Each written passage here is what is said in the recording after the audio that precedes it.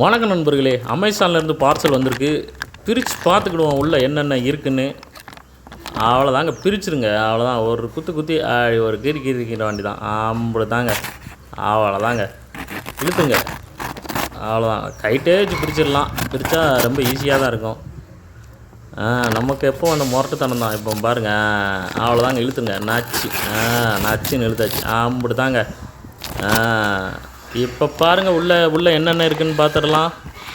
எடுங்க, என்னென்ன இருக்குதுன்னு பார்த்துருவோம். 2 ட்ரெஸ் இருக்குங்க. ஆமாங்க, டிஷர்ட்டு. இங்கே பாருங்கங்க, இங்கே சாலிமோ பெல்ட்டும் பர்ஸும் இருக்குது. பெல்ட் அண்ட் வாலெட் காம்போ, அது தூக்கி வச்சுருங்க.